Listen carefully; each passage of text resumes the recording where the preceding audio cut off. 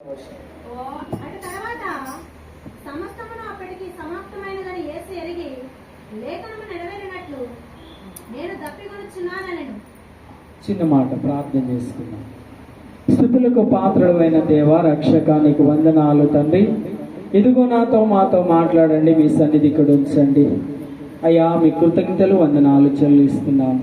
అద్భుతకరుడా, ఆశ్చర్యకరుడా, స్తోత్రాలు చెల్లించి మా అందరితో మాట్లాడమని మీరు మహిమ పొందమని యేసయ్య ఉన్నతమైన నామమున ప్రార్థన చేసి స్తుతించి వేడుకొనుచున్నాం పరమ తండ్రి, ఆమేన్.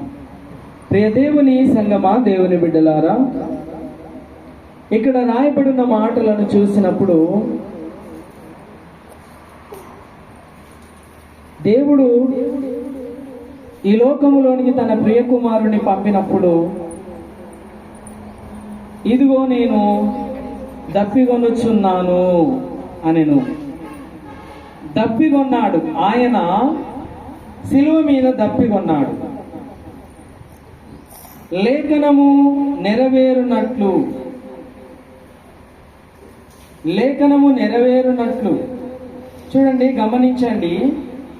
ఏ సంఘటన కూడా యేసయ్య జీవితంలో అకస్మాత్తుగా అనుకోకుండా జరగలేదు. అన్నీ రాయబడిన ప్రకారముగా జరిగాయి. ఎలా జరిగాయి? రాయబడిన ప్రకారముగా. ఈ లోకములో రాయబడిన ప్రకారముగా పుట్టాడు, రాయబడిన ప్రకారముగా ఎదిగాడు, రాయబడిన ప్రకారంగా ఆయన శిలువ మరణానికి అప్పగించబడ్డాడు. ఆయన రాయబడిన ప్రకారంగానే 3వ దినం లేస్తానని లేచాడు. ఏది కూడా ఆయన జీవితంలో అనుకోకుండా జరగలేదు. మానవులమైన మన జీవితంలో అనుకోకుండా ఎన్నో జరుగుతాయి, కానీ యేసు జీవితంలో అనుకోకుండా జరగలేదు. లేఖనము నెరవేరునట్లు నేను దప్పికొనుచున్నాను అంటే లేఖనం ఆల్రెడీ చెప్పిందన్నమాట, ఆయన శిలువ మీద దప్పికొంటాడు అని. ఈ దప్పిక శరీర సంబంధమైన దప్పిక అయినప్పటికీ దాని పరమార్థము ఆలోచించినప్పుడు యేసయ్య యొక్క దప్పిక ఏమిటి అని మనం ఆలోచన చేస్తే, తండ్రి ఎందు నిమిత్తము ఈ లోకానికి పంపిండో అది నెరవేర్చుటయే ఆయన దప్పిక అన్నమాట. హల్లెలూయా. ఒకానొక సందర్భము యోహాను సువార్తల్ని 5వ అధ్యాయంలో అంటాడు. చూడండి, 4వ అధ్యాయంలో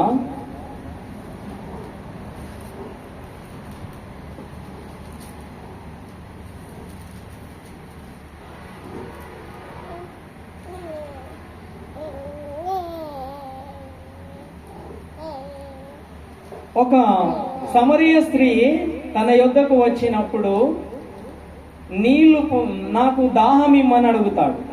అడిగినప్పుడు ఆయనకు దాహానికి ఇవ్వడానికి సమరయురాలనైన నన్ను యూదుడవైన నీవు దాహానికి ఇమ్మని ఎలా అడుగుచున్నావు? సమరయులకు మరి యూదులకు సహవాసము లేదు కదా, సాంగత్యము లేదు కదా అని చెప్పినప్పుడు దేవుని వరమును నాకు దాహమునకు ఇమ్మని నేను అడుగుచున్న వాడెవడో అది ఎరిగి ఉంటే 7వ వచనం సమరయ స్త్రీ ఆయన శిష్యులు ఆహారము కొనుటకు ఊరిలోనికి వెళ్ళి ఉండి, ఆ సమరయ స్త్రీ యూదుడవైన నీవు సమరయ స్త్రీనైన నన్ను దాహమునకు ఇమ్మని ఎలాగ అడుగుచున్నావని ఆయనతో చెప్పాను. ఏలైనగా యూదులు సమరయులతో సాంగత్యము చేయరు. అందుకు యేసు, నేను దేవుని వరమును నాకు దాహమునకు ఇమ్మని నేను అడుగుచున్న వాడెవడో అది ఎరిగి ఉంటే నీవు ఆయనను అడుగుదు, ఆయనే నీ దాహము తీర్చును, లేక ఆయన నీకు జీవజలం ఇచ్చునని ఆమెతో చెప్పింది. గమనించండి, ఆయన జీవజలం ఇచ్చేవాడై ఉన్నాడు అంటే గమనించాలి, ఆయన మన దాహము తీర్చడానికి ఇష్టపడుతున్నాడు. వాస్తవానికి ఆత్మ సంబంధమైన దాహం తీర్చడానికి ఇష్టపడుతున్నాడు. మనకున్న దాహం ఏమిటి చెప్పండి? అమ్మా, అర్థం కాలేదు. మానవులకు ఏం దాహం ఉన్నది? లిక్విడ్స్ తీసుకో, వాటర్.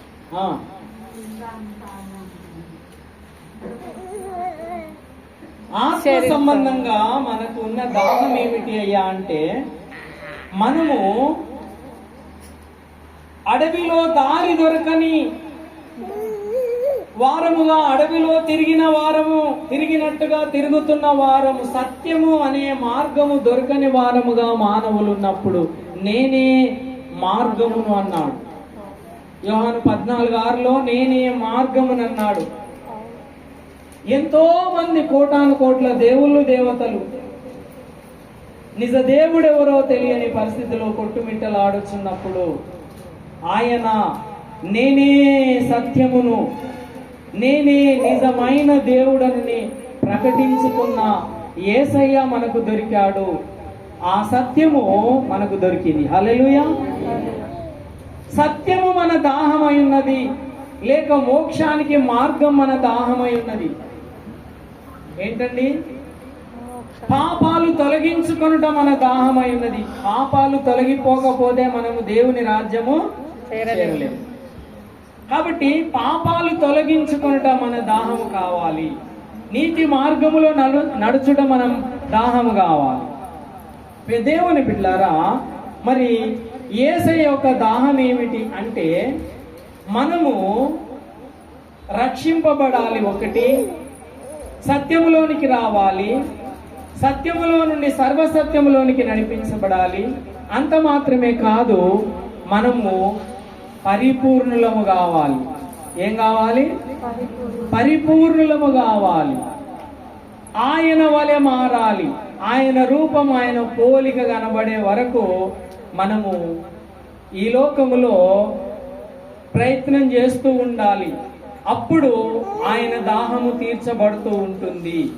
ఆయన మాట వినేవారముగా ఉండాలి. ఆయన మాట వింటే ఆయన దాహం మనం తీర్చిన వారం అవుతాం. ఆయనను మహిమ పరిస్తే ఆయన దాహం మనం తీర్చిన వారం అవుతాం. ఏంటండి? యేసయ్యకు సిలువ వేస్తారని తెలుసా తెలియదా? తెలిసి శ్రమలకు వచ్చాడు కదండి. గెత్సెమనే తోటలో ఆయనను పట్టుకోవడానికి వచ్చినప్పుడు మీరు ఎవరిని వెతుకుచున్నారని ఆయన ముందుకు వచ్చి అడిగాడు కదా. అడిగితే వాళ్ళేమన్నారు? మేము లేమన్నా. అప్పుడు గెత్సెమనే తోటలో ఉన్నప్పుడు మేము పుట్టలే. ఏమన్నాడు? మేము నజరేయుడైన యేసును వెతుకుచున్నామన్నా. ఆయన నేనే ఆయననని ముందుకు పోయారు. వాళ్ళ మాట వినగానే దబెల్ల కింద పడిపోయారు కదండి. వాళ్ళు తేరుకొని లేచి ఆయనను పట్టుకోవడానికి ప్రయత్నం చేసినప్పుడు పారిపోయినా? పారిపోయి. శిష్యుడు పేతురు అనే శిష్యుడు కత్తి తీసి, మా గురువునే పట్టుకుంటారా మీరని చెప్పి కత్తి తీసి చెవి నరికేశాడు కదా. నరికాడు. చెవి కింద పడ్డది. ఆ చెవిని తీసి మరలా అతకబెట్టి, పేతురు నీ కత్తి ఒరలో పెట్టుము అని చెప్పి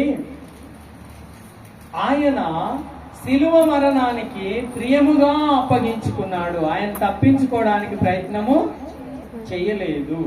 కాలము సంపూర్ణమైనప్పుడు ఆయన శిలువకు తనను తానుగా అప్పగించుకున్నాడు. ప్రియమైన దేవుని బిడ్డలారా, ఆయన ఎందుకు అప్పగించుకున్నాడంటే, ఆయన మన యొక్క దాహము తీర్చడానికి ఆయన దాహం కొనవలసి వచ్చింది. హల్లెలూయా. నీళ్లు లేకపోతే ఏమవుతుంది చెప్పండి? దాహం వేసి ఏమవుతుంది? దాహము తీర్చడము అంటే మనల్ని బ్రతికించడానికి వచ్చిండు. హల్లెలూయా. మనల్ని బ్రతికించడానికి వచ్చిండు. మనము సచ్చిన వారం తెలుసా మీకు? ఈ సచ్చిన వాళ్ళు ఏమనుకుంటారు తెలుసా? ఓ మేము బతికున్న వాళ్ళం, మా అంత అందం లేదు, లేక మా అంత బలసరులు లేరు అనుకుంటున్నారు ప్రజలు.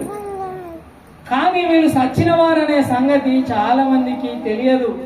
చూడండి, వాక్యం చెప్తుంది, నేను చెప్పట్లేదు. ఎఫెసీ పత్రిక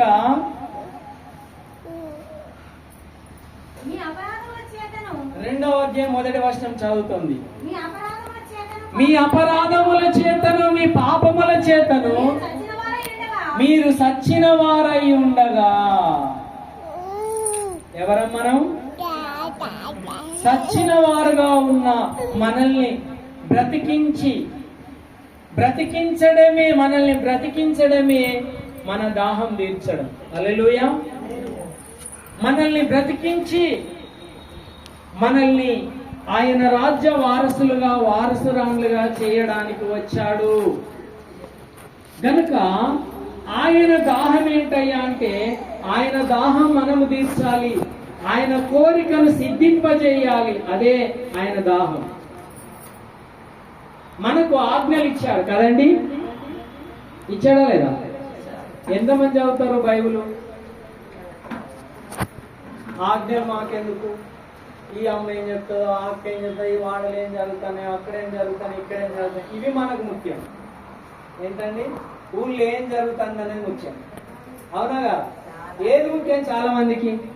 చాలా మంది క్రైస్తవులకి ఏది ముఖ్యం చెప్పండి? ఊళ్ళో ఏం జరుగుతుందో తెలియకపోతే కడపంతా ఏమైతుందో ఊళ్ళే ఎవరు ముచ్చట తెలియకపోయా. తెలవాలి, ఆ వాడలు ఏం జరుగుతుంది, ఈ వాడలు ఏం జరుగుతుంది, ఎవరు ఏమనుకుంటారు, ఎవరి గురించి ఏమనుకుంటారు. ఇవన్నీ ముసలమ్మ ముచ్చట్లు అన్నాడు దేవుడు. ఏమన్నాడు చెప్పండి?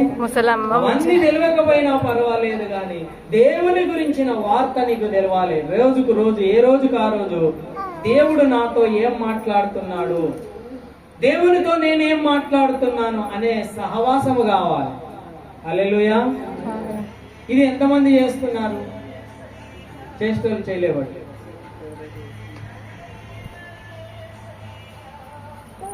జీవనం కలిగించి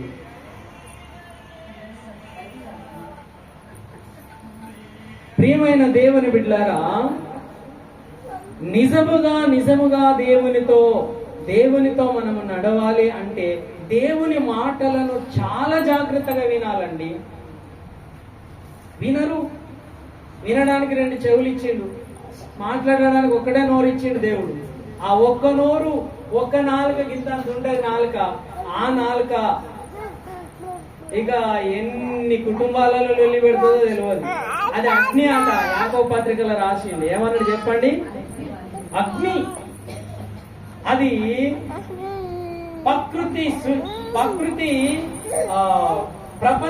ప్రకృతికి సృష్టికి చిచ్చు పెడుతుందంట. చిచ్చు పెడుతుంది. నాలుక బహు భయంకరమైనది. నాలుకను గుర్రాన్నైనా సాధు చేయొచ్చట, దేన్నైనా సాధు చేయొచ్చట, స్వాధీనపరచుకోవచ్చు. కానీ నాలుకను స్వాధీనపరచుకోవడం చాలా కష్టం. అది మన లోపలనే ఉంటది కానీ దాన్ని మన స్వాధీనంలో ఉంచుకోలేకపోతాం. ఏంటండి, అవునా కదా? నాలుక జీవదాయకం. నాలుక నుండి వచ్చే మాటలు శ్రేష్టమైనవి, న్యాయమైనవి, ధర్మమైనవి, మంచి మాటలు, కుయుక్తి లేని మాటలు కావాలి. హల్లెలూయా. ప్రియ దేవుని బిడ్డలారా, యేసయ్య దాహము కొన్నాడు. ఎందుకు అంటే ఆయన ఆజ్ఞలను పాటించడమే మనం ఆయన దాహం తీర్చడం. రోజంతా క్రైస్తవులు ప్రార్థన లేకుండా వ్యర్థంగా గడిపితే ఆయన దాహం మనం తీర్చినట్ట చెప్పండి? నువ్వు దప్పికొను, ఆ శిలమేనే ఉండు దప్పికొని. మేము మాత్రం కూల్ వాటర్ ఫ్రిడ్జ్ లో పెట్టుకొని వాటర్ తాగుతాం. ఏంటండి, రంజన పెట్టుకొని తాగుతాం. కానీ నీ దాహం మాత్రం మేము తీర్చమన్నట్టుగా ఎంతమంది లేరా? ప్రియమైన దేవుని బిడ్డలారా, యేసయ్య దప్పికొన్నది నీ కోసము, నా కోసం, మన ఆత్మల రక్షణ. ఏంటండి, ఆయన ఏమన్నాడు? ఎవరు నశించుట ఆయనకి ఇష్టము లేదు, ప్రతి ఒక్కరూ రక్షణ పొందాలని ఆయన ఇచ్చయించుచున్నాడు. అయితే మనకు స్వాతంత్రత ఇచ్చిండు. బలవంతంగా ఆయన అందరినీ నీళ్లలో ముంచి బాప్తిసం పొందమని చెప్పట్లేదు. ప్రతి ఒక్కరికి అవకాశం ఇస్తా ఉన్నాడు. వారు నా సత్యమును గుర్తెరిగి నేను చేసిన త్యాగమును వారు అర్థం చేసుకొని స్వచ్ఛందంగా వారికి వారుగా రావాలి. హల్లెలూయా.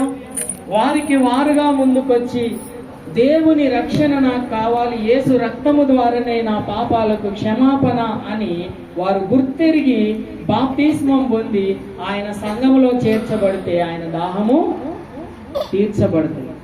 ప్రియ దేవుని బిడ్డలారా, ప్రతిదినం ఆయనతో సహవాసం చేస్తే ఆయన దాహం తీర్చబడుతుంది. అలాగూ దేవునితో మనము సహవాసము చేయడం ద్వారా మన దాహం కూడా తీర్చబడుతుంది. ఆయనతో సహవాసం చేయకపోతే మన దాహము తీర్చబడదు, ఆయన దాహము తీర్చబడదు. అవునాగా? దేవుని బిడ్డలారా, సాతానుడు దేవుని నమ్ముకున్న తర్వాత కూడా దేవునితో సత్సంబంధాలు లేకుండా, దేవునితో మరి మనము నడవకుండా ఆటంకాలు చేసేవాడుగా ఉన్నాడు. ప్రతి కుటుంబములో సమాధానము లేని వారిగా చేయాలని వాని కుట్ర. దేవుని బిడ్డలారా, ప్రతి కుటుంబములో సమాధానం ఉండాలి. ప్రతి కుటుంబములో సమాధానం ఉండాలంటే